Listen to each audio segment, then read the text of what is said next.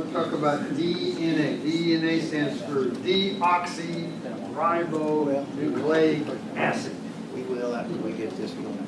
It's interesting stuff, really interesting stuff to me. And I think it will be to you. This is what it looks, this is not exactly what it looks like, but this is a diagram of it.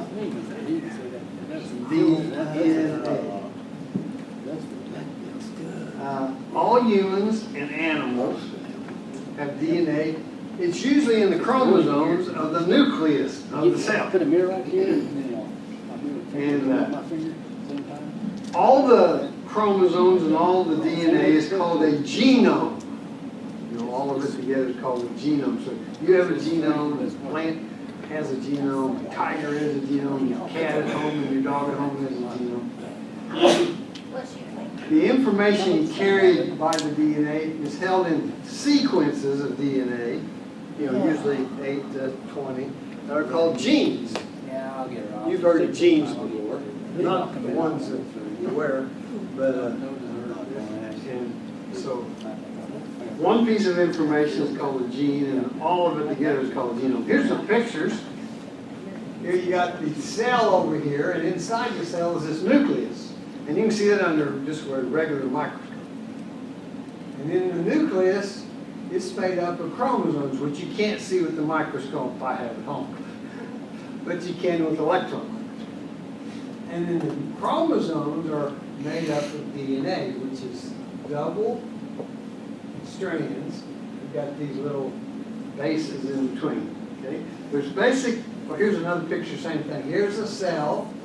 And in the nucleus are these chromosomes, and here's a chromosome, and you take this one little leg of this chromosome and kind of unwind it so you can see what it's made of. And this DNA is really, really skinny, but really, really long. Long and thin. Like Chet Holmgren, but a lot longer and a lot better. So here's a moving picture of DNA. And you can kind of see the backbones, and then you got the little. Well, it's going so fast I can't hardly show it. You've got the places where the base pairs hook up. Now there's 4 bases. There's only 4. Adenine, which we'll call A for a while. Adenine, cytosine, guanine, thymine. And in the molecule, the adenine is always hooked to the T, the thymine. Okay? They're always A to T and G to C. And that could be backwards, you know, but they're always A is hooked to a T and C is hooked to a G. Okay? And the sequence of these forms all your genetic instructions or genetic code or genome. Here's another picture. This thing here is kind of backbone.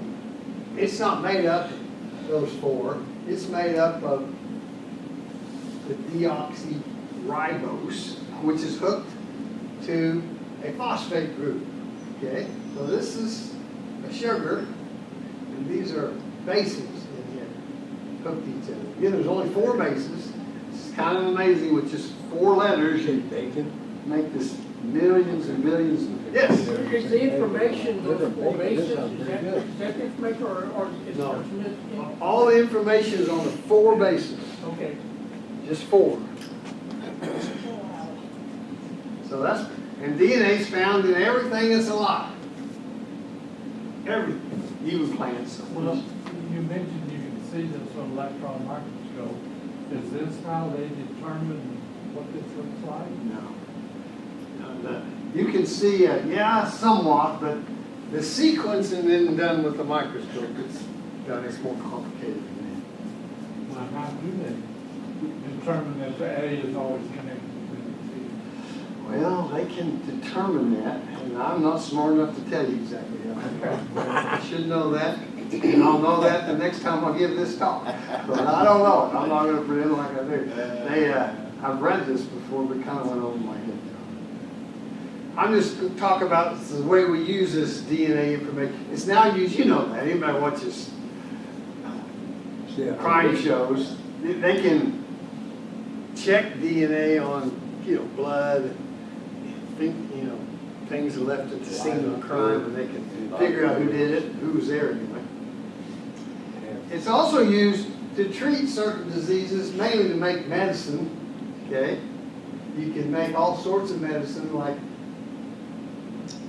pituitary growth hormone, diabetes medicine, blood clotting factors for insulin, blood clotting factors for hemophiliacs, and some cancer fighting drugs. Some of the newer ones are made by DNA technology. And they can also do a DNA test on people when they have a cancer and decide which medicine to give them. Here's a group of four different kinds of people. No, 3. And these people, if you give them drug A, they're going to have all sorts of side effects. These people, C and D will work pretty well, and these people, A and D will work pretty well. And so you can take a genetic test for some cancer and decide which treatment to take. And then testing. You've heard of DNA testing. And there's all sorts of DNA testing. This is not a large, even close to a complete list, but sometimes it's just a single gene. We talked about a single gene being like 8 to 20 base pairs. They're always paired up with 80 genes. So some diseases are caused by a single genetic mutation, like cystic fibrosis, sickle cell anemia, Tay-Sachs disease. And some of them are a little more complicated than that. You've heard of this blood test you can take to determine your risk of breast cancer. I know a lady who was real positive, so she had preventive surgery when she didn't even have cancer because she was pretty sure she was going to get it. And you can also see whether you're a carrier. Now, a carrier means you have all the chromosomes are paired. So every mutation you have another DNA chromosome over here that probably isn't mutated. It doesn't mutate both at the same time as one. So then you don't have the disease, but you carry it. And if you marry someone that has the same has one defective chromosome, 1/4 of your children are going to have probably a pretty bad disease. So you can test that now before you get married. Is that like hemophilia? Is that how Yeah. hemophilia is passed? Hemophilia is passed on the X chromosome. Okay. The Y chromosome. No, the X chromosome, excuse me. So if you're a carrier and you marry anybody, if you have a boy, you got a 50-50 chance of him having hemophilia. Does that make sense? Yeah. Well, that's Queen Victoria passed that down through Yeah. a lot of the ruling families of Europe, especially the Russian czars. Yeah. Yeah. Now here's just an interesting fact. I'm going to come back to this in just a minute. A single gram of, you know what a gram is? We'll get Oh, that. yeah, sure. We'll get that in just a second. Anyways, single gram can store all of this, which is a lot of data, so we'll get into what that means. So I call this the bits and bytes part.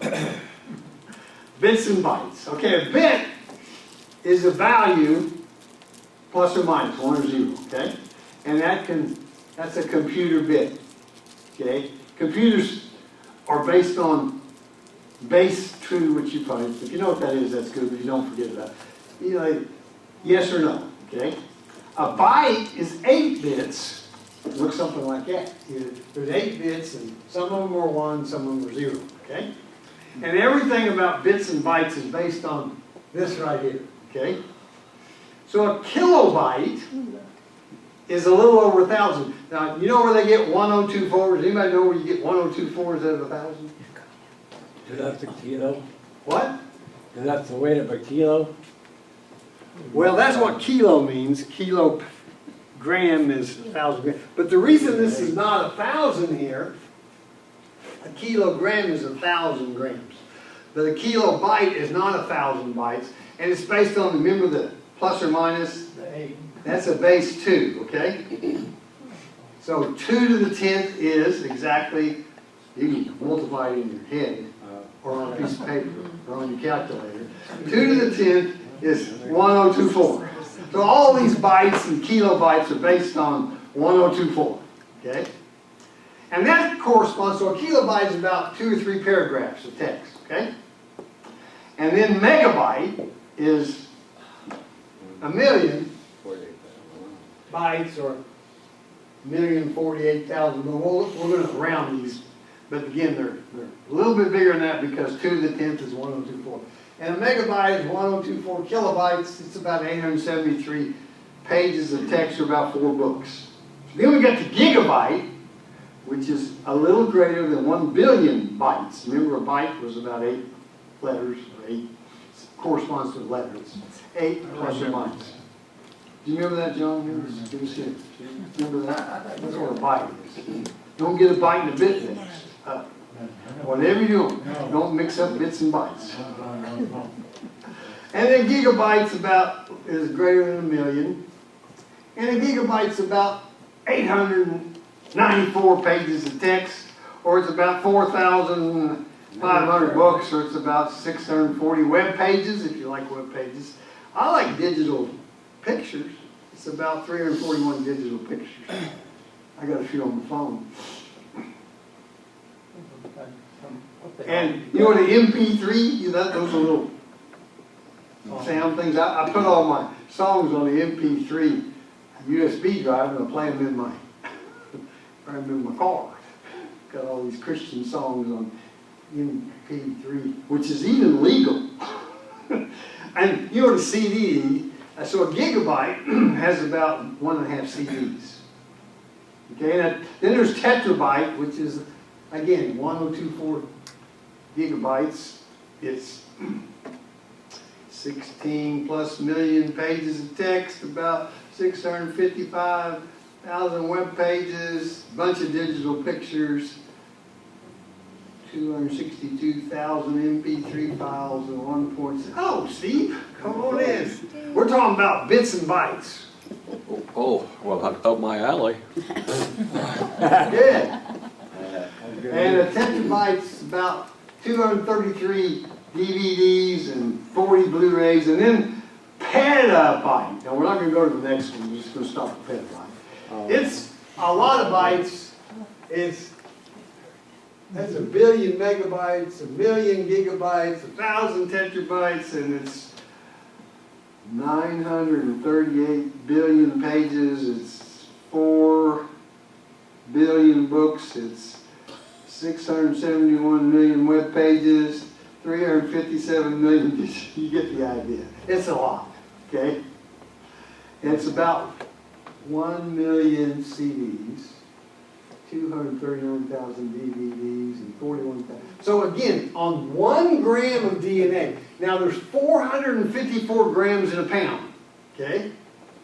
And there's 30 grams in an ounce. So a gram's not very big. Think about an ounce. You know how big an ounce is, about this much.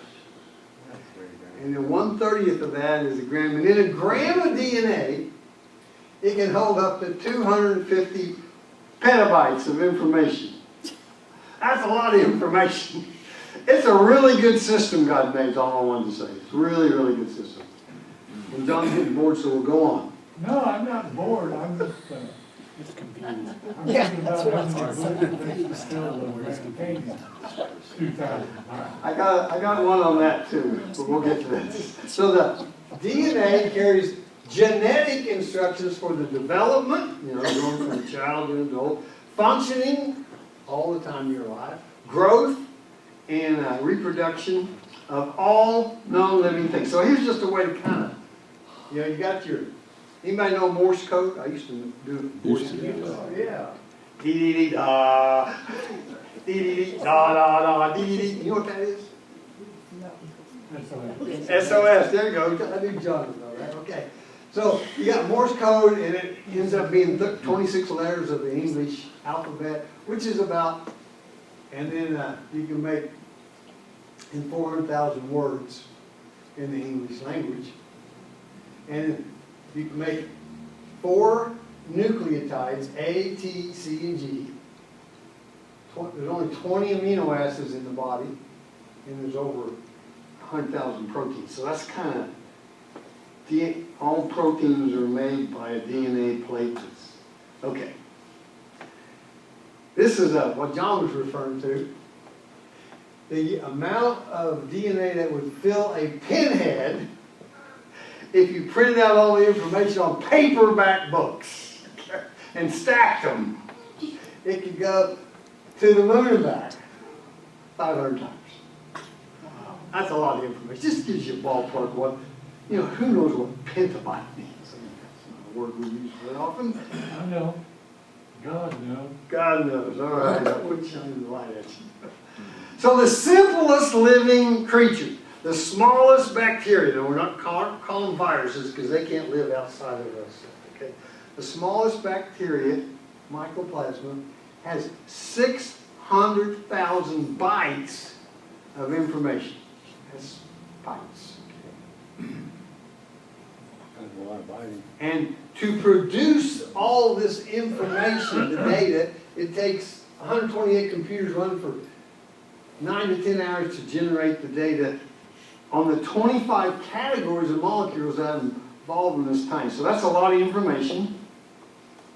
Okay, so the smallest living creature we've ever discovered has a DNA of 600,000 bytes, okay? How could that evolve? If you have 599,000 bytes of DNA, it can't live. So how can you, and besides that, if you don't have a living cell, then the DNA dies. You see what I'm saying? We'll get to that in a little bit too, but, so. That's pretty deep. They have to come all at the same time. So you have not one evolution, but 600,000 different evolutions at the same time to produce one living cell. That's why there's never been a living cell come from something that's dead. And never will be. Except God creates. God can do that, obviously. There is no known predecessor to this one byte of DNA, much less for 600,000 bytes. And there's not anything before that that it can evolve from that we've ever found. So, and DNA doesn't last very long outside of a cell. Even in a cell, it doesn't last very long. And in our cells, we have an elaborate repair mechanism to undo the chemical damage to the DNA. If life evolved in a primordial soup, so if DNA even managed to form spontaneous, even in one piece, it would not have lasted very long. And you got to have 600,000 bytes of information in the DNA so that you can have one living cell that will protect the DNA. So DNA proves that evolution is not true. Abiogenesis, or the law of biogenesis, is the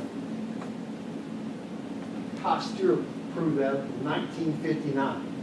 Is that life comes only from previous life. Spontaneous generation of life from non-life has never occurred, except when God made life. Right? Well, that wasn't from non-life, that was from life itself, God. So, there's never been an observed exception to the law of biogenesis, its creation. So, DNA is found in all life forms and contains information. If there's no DNA, there's no life. Where did the DNA come from? Where did the information come from? Where's the thing that happened before we had 600,000 bytes of information in a DNA? And where did even the first spike come from? And how did it stay alive if it did develop? There's no answer to any of those questions. And the summation of all those questions kind of says, God created. God created, we didn't evolve. Why does it have to live in a cell? Because it's always breaking down. I went through that pretty fast, I'm sorry. On a good day, about 1 million bases in the DNA in a human cell are damaged. But they just fix it. Most of the time it's just fixed. We've got all these things built into our cells to fix damaged DNA. That answer your question? Yeah. Okay, we're going to talk about, this is a this is a leaf from a magnolia tree. And they found it in a fossil. Now, according to the rock layers, it was 17 to 20 million years old. And it wasn't in a ball, a peat bog, it was in a rock. A regular clay rock, okay? And the DNA was in pretty good shape. And DNA doesn't last very long outside of a cell or even in a cell, after it's not alive anymore. So the DNA progressively disintegrates all by itself. Brian Sykes, who's kind of an expert on this, doesn't believe in creation, he's an evolution, and this is in a pretty prestigious scientific journal called Nature. He says that the rate at which DNA breaks down, it's always going to be all gone in 10,000 years. No DNA should be left. So he says, he's writing about this magnolia leaf fossils and others that they found in the same layer. See, this is where it was. This is how old it's supposed to be here in the fossil layers. And that's 25 million years old, supposedly. You've seen this. And it can't be even 10,000 years old. So. And this is what he said. We're seeing more and more of these ancient DNAs, and proteins do. In the absence of repair by a living cell, it breaks down. After 10,000 years, it's gone. Therefore, any specimen which has DNA still in it cannot be more than 10,000 years old. Well, that's but this leaf was supposed to be 20 million years old.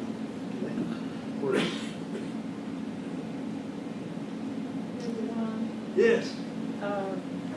Can they find DNA in a fossil that's not even in a cell? I think of a cell as being liquid.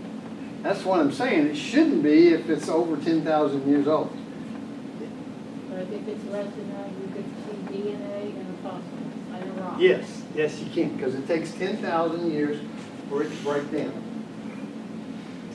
But they're saying that these things are really, really old. And if they aren't old, no one believes in evolution without the old age. That's why I spent one time just talking about all the reasons to prove the earth is young. The earth's young, just like the Bible says. But there's only DNA in living things. Well, yeah. But then after they die, it takes 10,000 years. But there's no DNA in rock. No DNA in rocks, that's right. No DNA in rocks. Only living things. So, that's no problem to us. We know the Earth's less than 10,000 years old, so there'll be DNA in lots of fossils. So, and there aren't any special conditions that we can conceive, but people who believe in evolution are going to make up some. I mean, you would, rather than give up your mind. If you weren't going to give up your belief, you'd make up. So far, they haven't come up with any that work. Okay, and then we've already gone on this. T-Rex. T-Rex. And dinosaurs were supposed to be gone 65 million years ago. Wow. They found not only DNA, they found red blood cells, they found hemoglobin, they found proteins. This is an actual picture of the T-Rex bone with the red blood cells in it. Now I blew it up a little bit so you can see the red blood cells. So was that a bone or a fossil? that was a fossilized bone, but it was in pretty good shape. So it's a T-Rex bone that supposed to be, dinosaurs, left 65. They did not leave 65. We went over that a while back too. So dinosaurs are supposed to be just brought up right here 65 million years ago when they were supposed to be gone, and They were around, they say they were around for like 100 million years or 200 million years before they got killed. right. Yeah. 65 million years ago. And those are just guesses. There's no data to support those dates. They were actually that thing that I showed you, Yeah.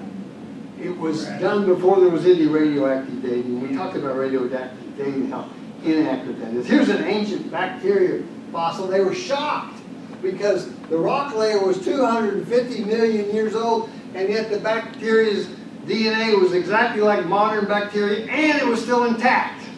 We're kind of making a big deal about the intact. So here's a picture of a bacteria, which is supposedly 250 million years old. And DNA breaks down in 10,000 years, so it's not so that whole rock layer is not 250 million years, but it's less than 10,000. You get where I'm going with this. Are any of the scientists addressing these discrepancies? Not very They well. just ignore it? Well, sometimes they ignore it and say, I don't know that I can get, I've heard some of the arguments that don't make sense to me, but, oh, it was under special conditions that the DNA was preserved. Have you heard about the woolly mammoths that they have cloned? No. Russia has, I saw a film a week or so ago. They look like baby elephants with long hair on them. But they've actually created, now, Cloned of woolly mammoth. All right. right. So it was still intact. DNA was still Yeah, intact. well, back in the day, the czars were running Russia. More than once, they would find a frozen woolly mammoth in Siberia, Yeah. and they would ship it and butcher it and have a banquet eating it. That's not very appetizing. Bacteria, by the way, is supposed to be way back here 250 million years. So we're proving more and more that the Earth's not that old. Earth's 6,000 to 10,000 years old, and just like the Bible says it is. Okay. Again, no life without DNA, which is stored information, stored intelligence. I put the word intelligence. You were made by someone who's really smart. DNA deteriorates rapidly if it's not inside a living cell, about 10,000 years as long as it can live. The half-life, by the way, is 521 years, so in 521 years, half of it's gone. And then another 520 years, 3/4 of it's gone, and you get that. The theory of evolution is built on the idea that beneficial mutations cause things to evolve from one set of animals to humans. Then the survival of the fittest allowed for the more evolved forms to multiply, and the less evolved forms to die out. So they use modern day beneficial mutations of the all mutations are mutations of DNA, okay? They're cited as examples of evolution. So I thought I'd go through a few of those. You may have heard some. So first of all, I want to talk about two things. Microevolution is just a little tiny change. It's like maybe your hair goes from blonde to brunette, or vice versa. And you sure don't produce a whole different organism or type. And it usually happens pretty quickly, and do not provide immediate advantages to that organism, although maybe if you're one hair color, you're more likely to get married. I don't know. I'm kind of like brunettes myself. And then a macro mutation is one that results in a significant change in the characteristic, or maybe even a new kind. I use the Bible word for kind rather than the scientific words. We'll call them species. Profound changes. A whole bunch of genes. Many constructional genes are changed. So here's some beneficial mutations that are cited. Sickle cell. Here's a normal red blood cell. They're kind of round. And here's sickle cells. Now, not all these are sickle cells, but you can see that's a sickle cell, that's a sickle cell, that's a sickle cell. Here's a normal cell. Here's a sickle cell. You see they're different. Here's another picture. You can see the normal ones and the sickle cell ones. Now this is a disease I've treated, I think, 2 in my career. There's not a lot in this country. There's a lot more in other countries. Again, all chromosomes are paired. So we have 46 chromosomes and they're paired. 23 paired chromosomes equals 46. And if you just have one of them mutated, it's called sickle cell trait. If you have two of them that are mutated, it's called sickle cell disease. So here we have neither one's mutated, and if you get malaria, you get sick. Okay? If you have one normal gene and one sickle cell gene, if you get malaria, you don't get sick, or if malaria you're exposed to, and it really doesn't affect you a lot. If you have both of them, you can't get malaria, but you're sick all the time anyway, because you have sickle cell disease, and sickle cell disease has basically three problems. Your blood vessels clog up. It's because these little sickle cells get stuck in them. Does this only happen with black people? Well, no and yes. Oh, Okay. That We'll makes get it clear. We'll get Yeah, into. that cleared it up. I'll get into why. It's more common in blacks, but it's not because they're black. Well, you can be It's wrong. because of where they grew up. Their ancestors I grew thought it up. had to do with DNA. It does.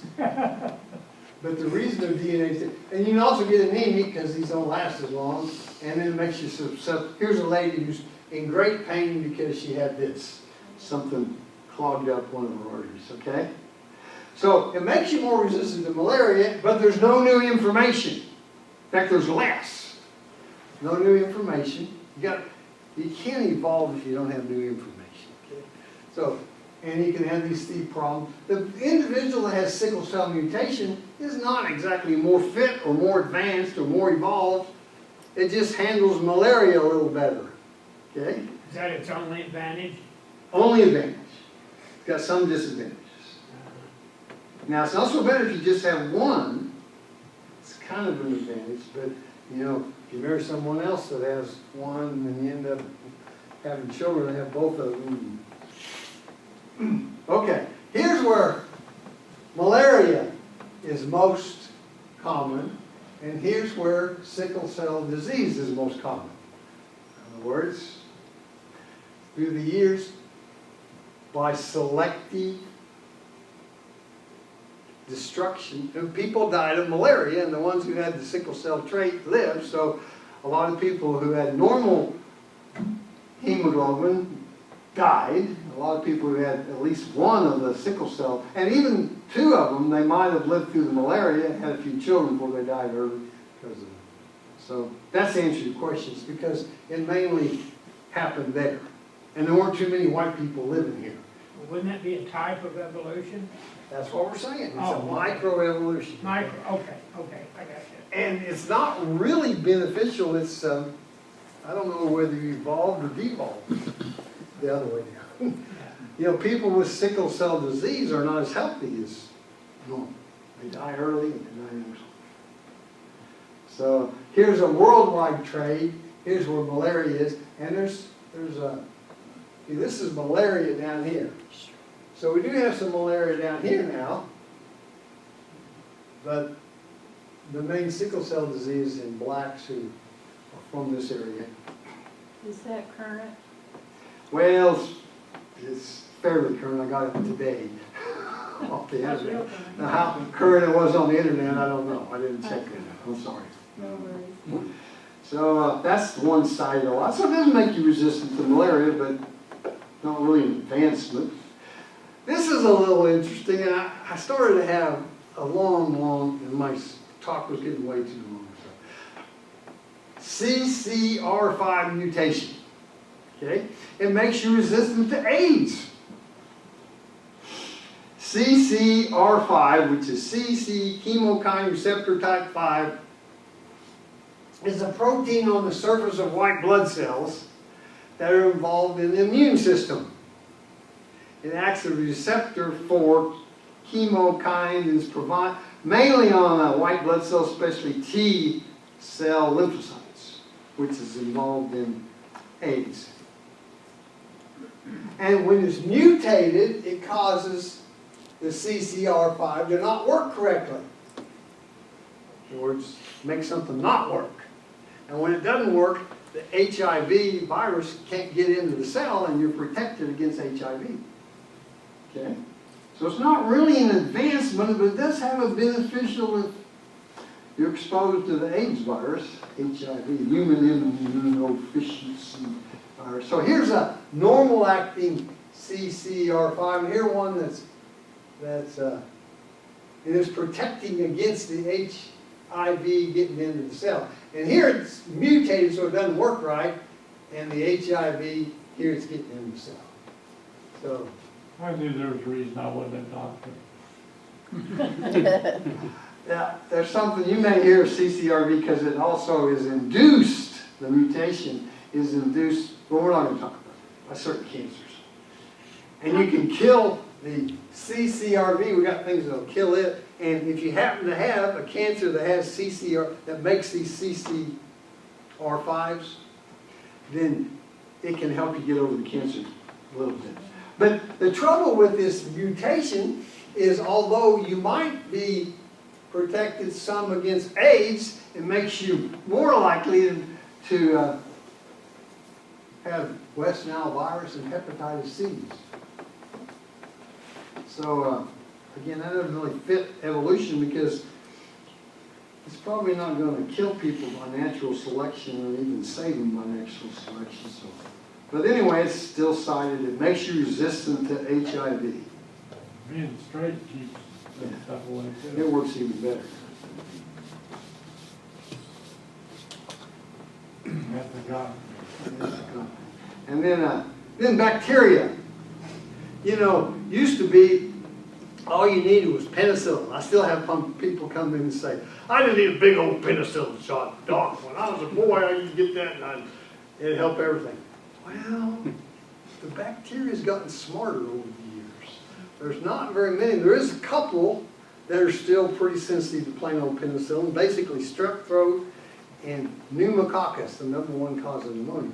But for about everything else, you know, it doesn't help at all for urinary tract infections or for skin infections or a lot of other things. So I use less penicillin every year after I became a doctor because the bacteria got resistant. And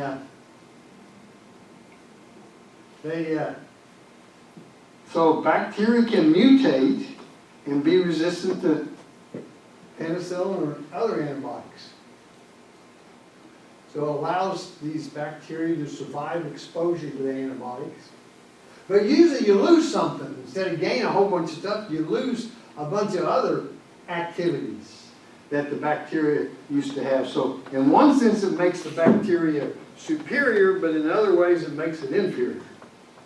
So here's a mutation in a bacteria, and this one bacteria, this one mutation made it resistant to an antibiotic, and all the antibiotic killed all the others. So if you did a blood culture here, you know, we do blood cultures on people, and or culture the sputum, whatever. If you did it here, it'd be sensitive, but here, as you left the hospital, it'd be resistant, because that's what happens. Yes? If it's not, if the mutants are not being compared to an antibiotic, will they break down in 10,000 years or something like Well, that? again, because I mentioned here, it's at the expense of something else. They're really not as healthy. So they're weaker bacteria. Over years, they would be weaker bacteria. Okay. The more antibiotics they can use, The more that stimulates them to develop ways to resist, right? Right. And they're pretty good at that. And the thing about bacteria is they have this ability that this guy over here can give this thing to his buddy here, so his buddy's resistant to penicillin too. Well, they're just one cell, right? Yeah. Ron, is MRSA in that group? Yeah, MRSA's used to be all strep aureus. MRSA strep, SA is strep aureus. Staphylococcus aureus, excuse me. All Staphylococcus aureus was sensitive to methicillin. Methicillin was invented to kill Staphylococcus aureus that was resistant to penicillin. But the Staphylococcus aureus got mutated so it could handle methicillin too. So that's what methicillin-resistant Staph aureus. Methicillin, again, was invented by doctors to kill Staphylococcus aureus that was resistant to penicillin. Okay, so I think you got the idea here. There's some bacteria will also mutate if you put them in an acidic environment, or real cold, or real hot. And the mutation will help them handle that terrible environment, but they're usually less healthy in a normal environment, maybe even detrimental. So, again, this is what God did when He created. He put that in there so they could adapt a little bit. You know, they won't have to go through a flood. Flood's a lot different environment than so. I put that post-fall conditions and then post-flood conditions. So bacteria need that to be able to adapt. These don't make the bacteria better, more evolved or fitter. They just allow it to handle a specific situation. There's no new information in the DNA. In fact, it usually destroys some. Most mutations are not that they make new DNA, it just kills some of them. And usually less information. And then another micro, Candace brought this up this week. It's so cool what she did. I maybe ought to put it in there if you hadn't brought it up. Just a color change. Here's a normal jaguar, and here's a mutation where he turned black. Well, that doesn't help him any, except at night. So he's better hunting at night. This one blends in just pretty well with the jungle, and the black one probably doesn't during the day. But at night, you can't see the black jaguar. So, and this was the most famous one early. It's this moth, and it changed colors based on the environment around him. And when they had a lot of pollution, he kind of looked like the pollution. And when they got rid of all the pollution, he turned back white again. And here's a albino penguin. Well, that's probably pretty good in where there's a lot of snow, because you can't see him. Might not be too good for mating, but for people hunting them, I'm not sure there's a lot of things that hunt. You know, I don't know how many things hunt penguins. Hunt when they get in the oceans. Yeah. Starfish. But then the white wouldn't help them. And here's a albino rabbit in mentioned Barron County. It's a bad mutation because you can see him better. Whereas if he's in the Arctic, it's good because he hides, he's camouflaged in the snow. So mutations happen, but they're always micro mutations, and they never produce new DNA or new information or a new kind of animal. Now, evolutionists don't give up. You notice that? So they, I was so pleased that you studied these. Do you recognize it? Sarita actually raised fruit flies in the genetics class at Central Oklahoma University in Edmond. And so here's a little, they use fruit flies. They're great for studying evolution because they're extremely fertile. The female can lay 100 eggs a day, up to 2,000 eggs in her lifetime. They just live 20 days. 20 days.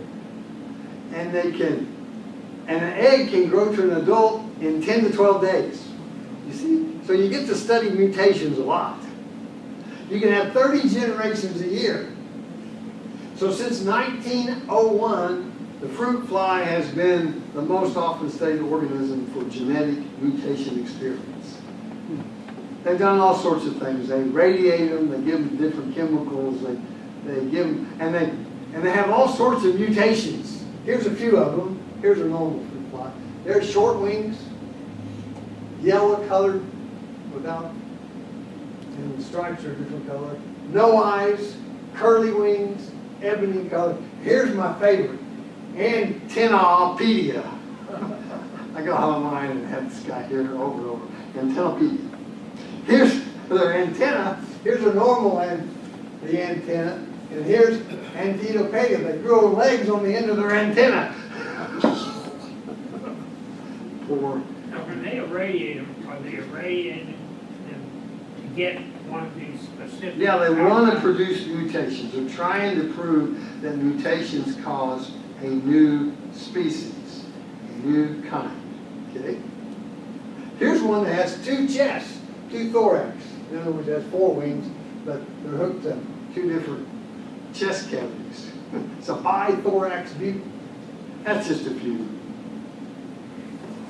And because they have babies, so many eggs, and grow up so quick, it's equivalent to millions and millions of years of evolutionary time for us, for most animals, okay? And furthermore, you had the scientists speed up the accumulation of beneficial mutations. If evolution by genetic mutation and natural selection really can take place, we should discover that the fruit fly has mutated into several new kinds of animals because it's like million years of mutation that branch out from their flyhood into other types of organisms. We should see creatures that are part fly and part something else. What do we see? After all these years, 125 years of cruelty of these poor flies. They, thousands of mutations in millions of flies. And you're acting to try to help the beneficial mutations along after observing mutations for many years. If 1,000 of the very best mutations were combined in one species, there'd still be no new species. The bottom line is all these mutations, all they do is they're micro mutations. They're still a fruit fly. Well, this is kind of along that line, but they're fighting screwworm in South Texas, and they do it by sterilizing male flies and releasing them to mate with the female flies. And Working? yeah, it works. They don't make flies. And the guy wanted to get a little smart aleck, so we'll be a little. These results fly in the face of it. No. But they're exactly what you'd expect if you read Genesis. God made all the flying creatures and land animals on day 5 and 6. And all organisms are to multiply according to their kinds.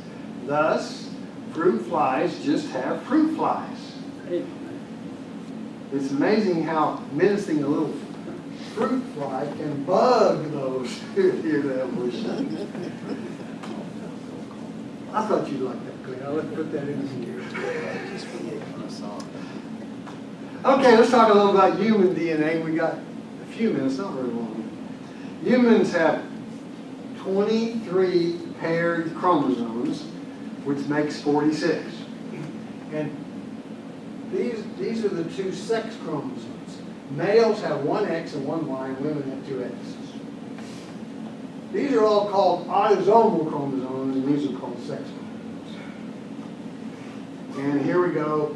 Here's a male, and he has an X and a Y, and here's a woman, and she has two X's.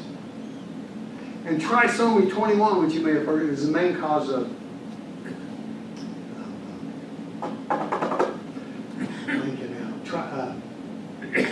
Down syndrome. You've probably all seen somebody with Down. Well, it's just somebody makes 3 of these instead of 2. You end up having Down syndrome. Okay? And here's just one change in one base can make a difference. Okay? And they can actually, like I say, we've done the entire human genome, all the G's and C's and A's and T's.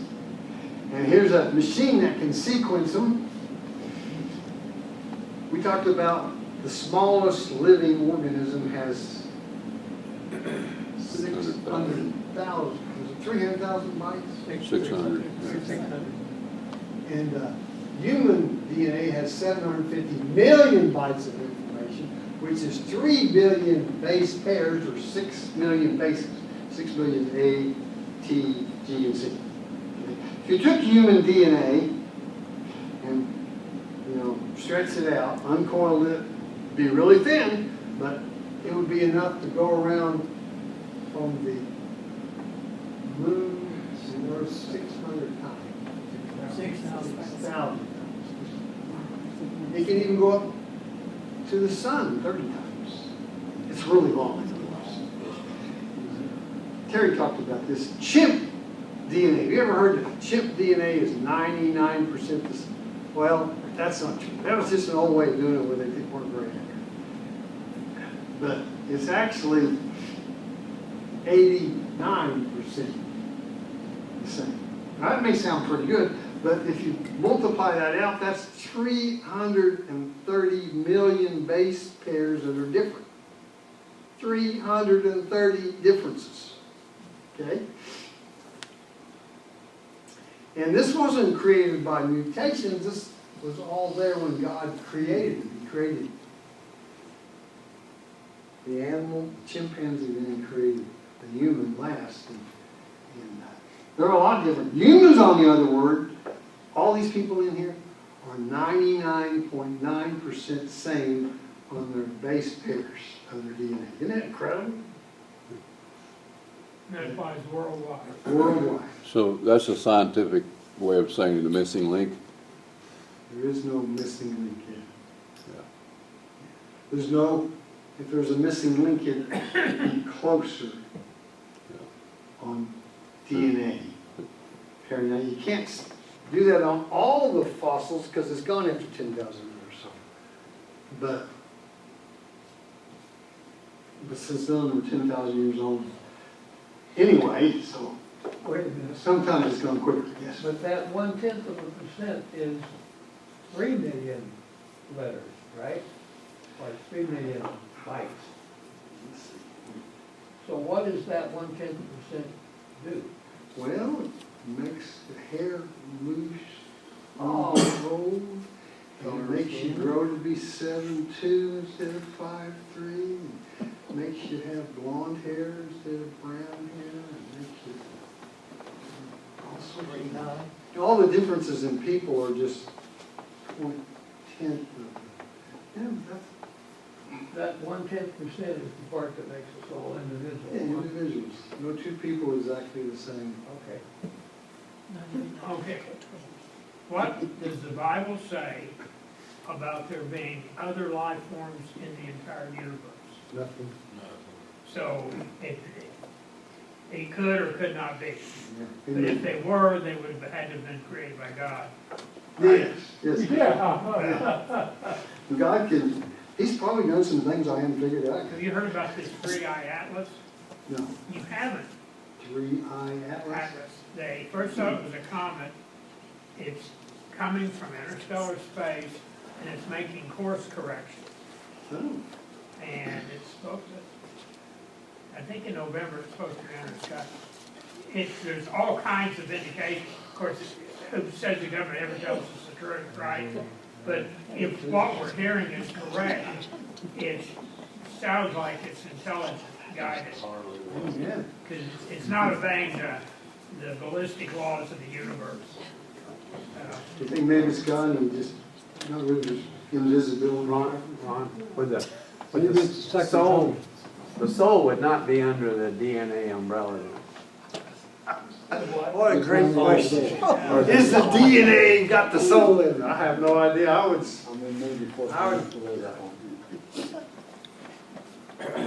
probably because There was- there's not much in that. There was a sperm guy, eggs there was of a guy DNA. that used to weigh people immediately after they died. What? There was a scientist that actually would weigh people immediately after they died Yeah. to see if they lost any weight.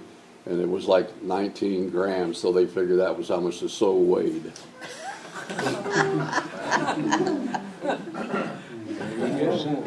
Okay, now, this is, we're getting out of time. I'd like to go through this. I'll go through it really, really quick. They've been studying human mutations. The Human Gene Mutation Database has a record of more than 141,000 DNA mutations. Okay? They're discovering 11,000 new ones every year. And they have two categories: disease associated and functional. Functional means the person's still doing okay. Notice that there's no classification called beneficial. That's the main point.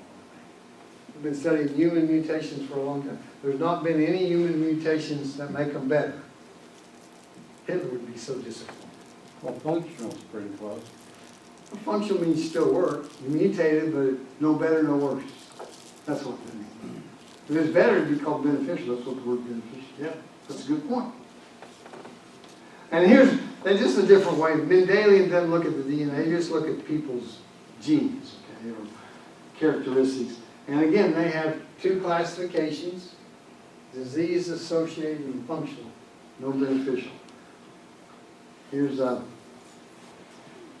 the average healthy person has been found to have about 400 disease-associated mutations and 2 disease-causing mutations. In other words, you got a few things that make you not quite as healthy as you would be. So, We all have cancer. yeah. Now, if we're really evolving this quickly or mutating this quickly, it'd be great news, except there's no beneficial. It's really bad news. We're all losing DNA faster than we're gaining it. So I think that after the flood, that there was a great increase in radioactivity of rocks. There's also rapid mutations in human DNA. Now, that's just a guess. It's a theory. I can't prove it. Here's as good a proof as I have. People lived a long time until the flood. Right after the flood, they quit living as long and haven't lived as long since. You know, each generation, roughly, less and less. And I think that's from DNA mutations. Did that just be God figured out that we were living too long? He said he's going to do it. And so he did it. I think that's how he did it. Since we're mutating and going down so quick, if we've been living for 1 million years, we'd all be dead. Okay? We'd be extinct. So this again proves the Earth's young. And again, just a few scriptures. Let us make man in our image, according to our likeness. Let him rule. And then he said, after he did, he said, it was very good. He said it's good every day, except after he made man, he says it's very good. So you're better to God than your kitty cat or your dog, okay? Or your horse. So that's just a thought that God made the DNA perfect, and it's not perfect anymore. And don't worry about it, because Jesus, I think, will come back a long time before your DNA kills you. Do animals go to heaven? Well, according to Isaiah, talks a lot about animals in heaven. Now, I'm not the judge on which animal goes to heaven. Are we God's favorite creature? Yes. Yes. Because we are made in his image. We are definitely his favorite creatures. But he likes them all. Talks in Proverbs about if you're kind to an animal, you're good. So some animals go to heaven, some don't, or Hey, we Ron, just don't know? That's the bottom line. Isaiah talks about the child will lay down with the lion. It has to be a lion. You know Jose a lot better than I do. That's what I'm asking. hey, Ron, since we're getting close to the end, We are. explain, that's always bothered me. Why did it say evening and then there was morning and it was the 6th day? I mean, why is it not said morning and evening? I know it's not a big deal, but Because it was dark before his light. it's what? It was dark before his light. And the Well, not on the Jews, 6th day, was it? well, before God made light, it was dark. Oh, it just so that it kind of kept in sequence, okay. That's how it got started. I'll accept Now, that. they continued that for a long time, because the day would start at 6 p.m. Now, Glenn said that by the time of the cross, that had changed in the Jewish community. That was the first time I'd heard it. Okay, that's interesting. But the reason he said it evening and morning each time is so you wouldn't believe in the theory that the days were long. Because he knew someone would say, well, when God said day, he really meant a million Yeah, that makes sense. years. So that kind of blows That it. Every makes time sense, yeah. in the Bible, the word evening and morning are both in the same verse, it's talking about 24 hours. Never 10 years or 10 years. Thank you, Father Ron. I answered the question you didn't ask, I thought you were gonna ask that, but then you asked one that was more difficult. So I thought I'd come through looking pretty good if I answered the one I thought you were gonna ask, instead of the one you asked. Well, even if you made it up, that's a good answer. There's a much shorter time frame with the young Earth, Yes. then that would apply to the entire universe. Yes, stars, didn't make the stars till day 4, Okay, so they're actually younger than the Earth. 3 days. Yeah, but, okay. Good Another time. question? Well, if you got more to say, are you receptive to a final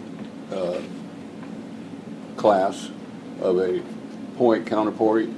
You know, I had dinner, I was a little late with our mutual friend. Yes. And I got the counterpoint from him. But that's an interesting, so will you do that one? If I provided you in advance the counterpoint, that would be fun, wouldn't That it? would be fun, yeah. Would you do that? I would do that. Okay. We only have one more class.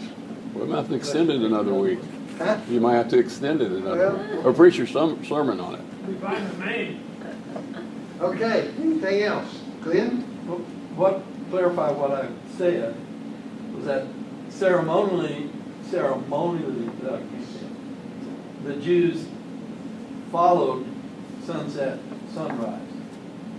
But Jews outside of Judea had adopted to the Roman method, Which was it midnight or something? midnight.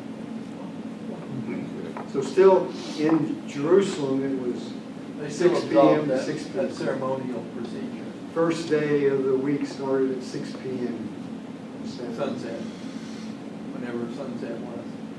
So when it says on the first day of the week when they met together in Romans 20, verse 7, it's talking probably, I No, they weren't in Judea. know, that's what I'm saying. Well, the neat thing is there was a reason it was written that way, right? Yeah. I may not have told you the exact reason, but that's the only reason I know, is that it was dark before God said let it be light. Any other questions?